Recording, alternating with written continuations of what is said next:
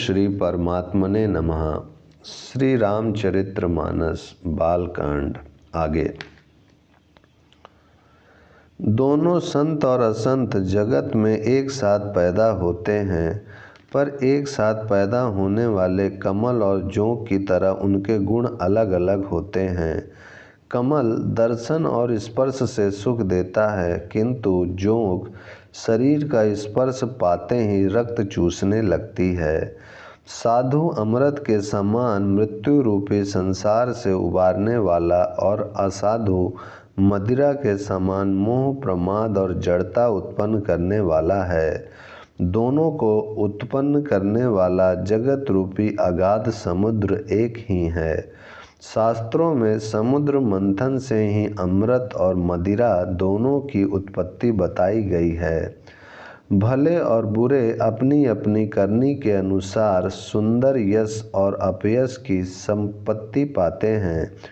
अमृत चंद्रमा, गंगा जी और साधु एवं विष अग्नि कलयुग के पापों की नदी अर्थात कर्मनाशा और हिंसा करने वाला व्याध, इनके गुण अवगुण सब कोई जानते हैं, किंतु जिसे जो भाता है उसे वही अच्छा लगता है।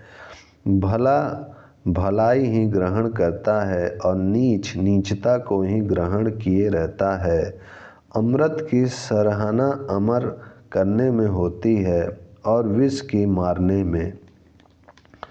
दुष्टों के पापों और अवगुणों की और साधुओं के गुणों की कथाएं दोनों ही अपार और अथाह समुद्र हैं। इसी से कुछ गुण और दोषों का वर्णन किया गया है, क्योंकि बिना पहचाने उनका ग्रहण या त्याग नहीं हो सकता। भले बुरे सभी ब्रह्मा के पैदा किए हुए हैं, पर गुण और दोषों को विचार कर वेदों ने उनको अलग अलग कर दिया है। वेद, इतिहास और पुराण कहते हैं कि ब्रह्मा की यह सृष्टि गुण अवगुणों से सनी हुई है। दुख सुख, पाप पुण्य, दिन रात, साधु असाधु, सुजाति कुजाति, दानव देवता, ऊंच नीच, अमृत विष, सुजीवन सुंदर जीवन, मृत्यु माया, ब्रह्म जीव ईश्वर, संपत्ति दरिद्रता, रंक राजा, काशी मगध, गंगा कर्मनाशा, मारवाड़ मालवा, ब्राह्मण कसाई, स्वर्ग नरक, अनुराग वैराग, ये सभी पदार्थ ब्रह्मा की सृष्टि में हैं। वेद शास्त्रों ने उनके गुण दोषों का विभाग कर दिया है।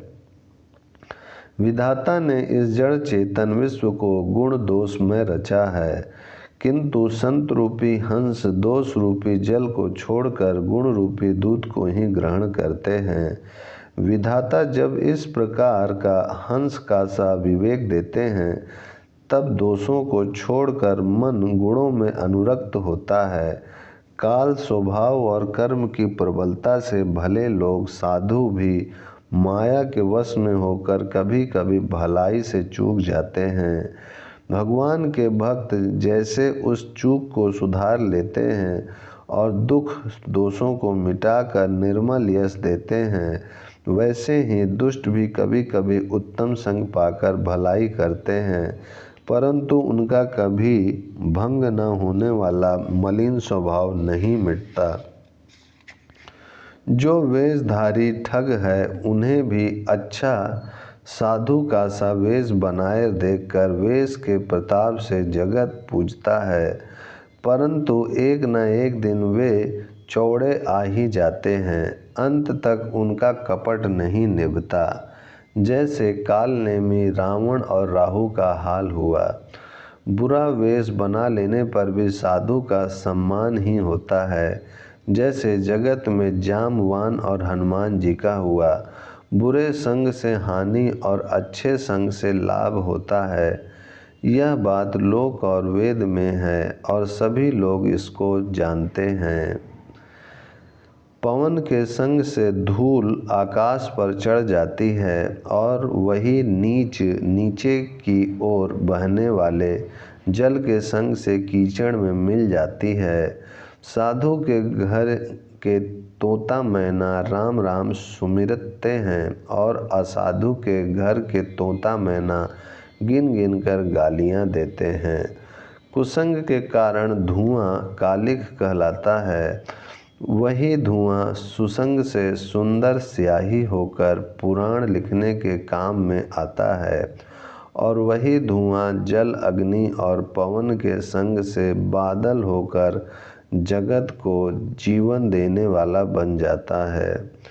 ग्रह, औषधि, जल, वायु और वस्त्र, ये सब भी कुसंग और सुसंग पाकर संसार में बुरे और भले पदार्थ हो जाते हैं। चतुर एवं विचारशील पुरुष इस बात को जान पाते हैं। महीने के दोनों पखवाड़ों में उजियाला और अंधेरा समान ही रहता है, परंतु विधाता ने इनके नाम में भेद कर दिया है। एक का नाम शुक्ल और दूसरे का नाम कृष्ण रख दिया है।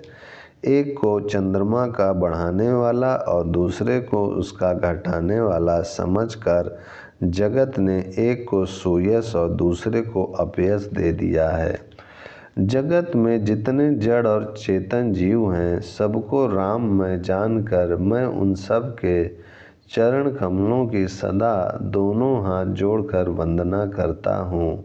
देवता, दैत्य, मनुष्य, नाग, पक्षी, प्रेत, पितृ, गंधर्व, किन्नर और निशाचर सबको मैं प्रणाम करता हूँ। अब सब मुझ पर कृपा कीजिए। 84 लाख योनियों में 4 प्रकार के स्वेदज, अंडज, उपदीदज और जरायुज जीव जल, पृथ्वी और आकाश में रहते हैं। उन सब से भरे हुए इस सारे जगत को श्री सीताराम मैं जानकर मैं दोनों हाथ जोड़कर प्रणाम करता हूँ। मुझको अपना दास जानकर कृपा की खान आप सब लोग मिलकर छल छोड़कर कृपा कीजिए। मुझे अपने बुद्धि बल का भरोसा नहीं है, इसीलिए मैं सबसे विनती करता हूँ। मैं श्री रघुनाथ जी के गुणों का वर्णन करना चाहता हूँ, परंतु मेरी बुद्धि छोटी है और श्री राम जी का चरित्र अथाह है। इसके लिए मुझे उपाय का एक भी अंग अर्थात कुछ लेस मात्र भी उपाय नहीं सूझता। मेरे मन और बुद्धि कंगाल है, किंतु मनोरथ राजा है। मेरी बुद्धि तो अत्यंत नीची है और चाह बड़ी ऊंची है। चाह तो अमृत पाने की है, पर जगत में जुड़ती छाछ भी नहीं। सज्जन मेरी ढिठाई को क्षमा करेंगे और मेरे बाल वचनों को मन लगाकर प्रेम पूर्वक सुनेंगे। ओम शांति शांति शांति।